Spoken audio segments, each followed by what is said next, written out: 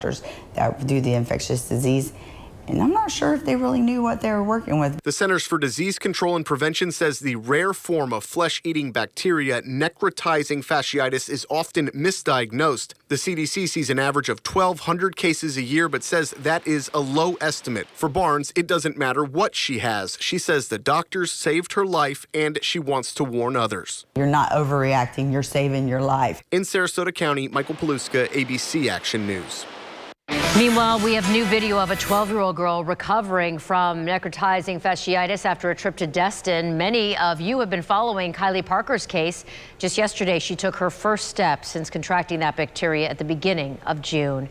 Meantime, the other case here in Florida in the last month had a much different outcome. 77-year-old Lynn Fleming died after getting the infection when she scraped her leg while visiting Coquina Beach. Many of you have been reading and sharing this tragic story, and we know you have questions about this bacteria, so we've posted a complete guide breaking down everything you need to know about the flesh-eating bacteria before you head to the beach this holiday weekend.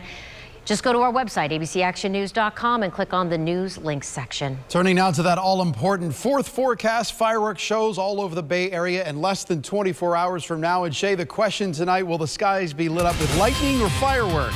Oh, that is the question, the million-dollar question, right? Well, the models have been varying dramatically throughout the day. I've watched them update 3 times with completely different results every time, which means that we've got a pretty typical summertime pattern, and the models are having a hard time figuring out just exactly where these storms are going to develop. And much like tonight, we will have showers and storms that develop and then try to move back out into the Gulf and taper off right around midnight, if not just a little bit before. So for the rest of tonight, we're looking very dry.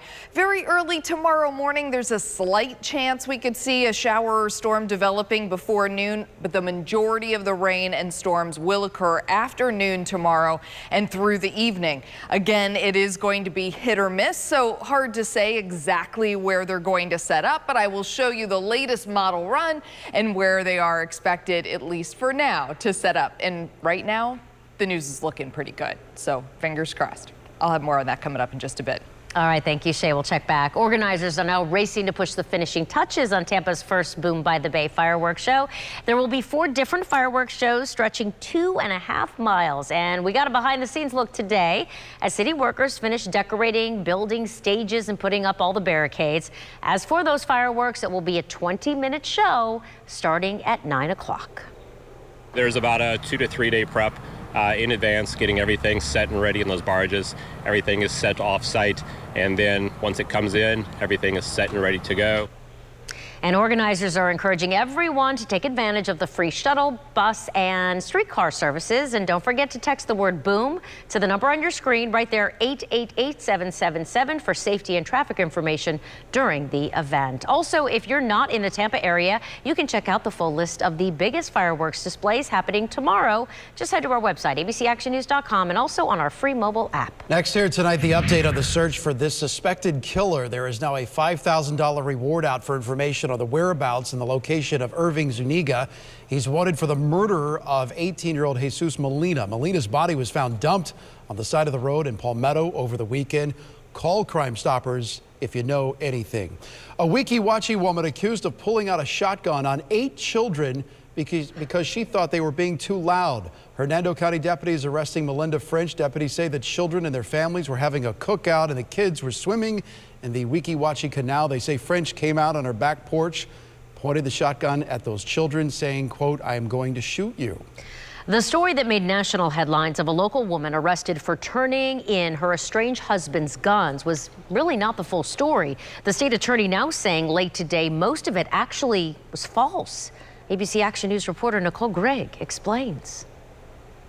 A state attorney describes this as a case of an ugly divorce between Courtney Irby and her husband Joseph that's been playing out in the national spotlight. But state attorney Brian Haas defending his office, saying that the facts are wrong. Much of the coverage of these cases has included incorrect, incomplete, and exaggerated information. He says Courtney Irby wasn't telling the full story about when she broke into her husband's apartment to steal the guns to turn into police. It all started with a fight between the two last month. They were somewhere in downtown Bartow when Courtney says her husband was ramming his car into hers, but the state attorney says she was exaggerating it all.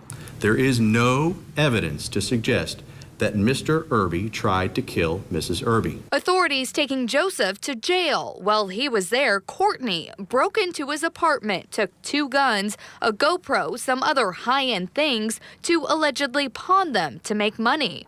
The narrative that Mrs. Irby went to the apartment to get the guns to protect herself and her children is false. The state attorney says he's dropping felony charges against Courtney, moving forward with a misdemeanor for trespassing. He adds she's a victim of domestic violence. Whatever she was telling the officer was inaccurate, whether it was an intentional exaggeration, whether it was a misunderstanding on her part. As for Joseph Irby, he's facing an aggravated battery charge. In Polk County, Nicole Grigg, ABC Action News.